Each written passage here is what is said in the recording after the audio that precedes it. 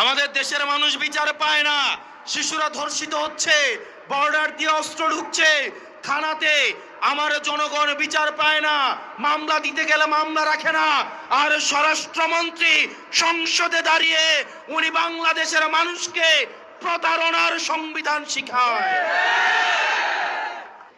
আপনাদের কি অধঃপতন হলে মানুষ আর বিচারও চায় না, কারণ সে জানে বিচার চেয়ে লাভ নাই, কারণ সে বিচার পাবে না। আজকে আমরা বাংলাদেশের এমন একটা সময়ে দাঁড়িয়ে বক্তব্য দিচ্ছি এখানে, যখন শিশুদেরকে ধর্ষণ করা হচ্ছে এবং বাবা বিচার চাওয়া বন্ধ করে দিয়েছিল। বাবা বিচার চাচ্ছে না কি কারণে? বাবা বিচার চাচ্ছে না কারণ এই বিচার ব্যবস্থার উপরে বাবার বিশ্বাস নেই।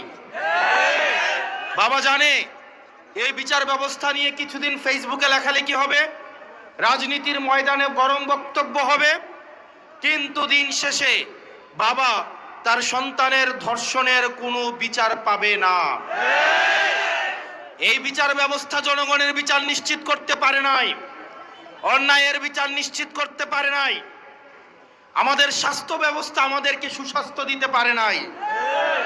আমাদের দেশের নেতারা যারা স্বাস্থ্যের দায়িত্বে থাকেন, জনপ্রতিনিধিরা, তারা ছুটি পেলে নিয়মিত চেকআপের অংশ হিসেবে সিঙ্গাপুর এবং থাইল্যান্ডে যায়। তাদের সন্তানদেরকে তারা বিদেশে রেখে তারা পড়াশোনা করায়।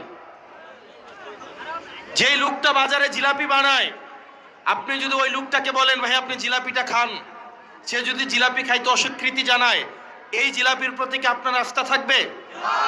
যেই লোকটা এখানে চটপটি বিক্রি করে, ওই লোকটাকে যদি বলেন এই চটপটিটা বলে যে না এটা আমি খাবো না, আমি অন্য জায়গা থেকে চটপটি কিনে আইনা খাবো, ওই লোকের চটপটি কি আপনি কিনা খাবেন?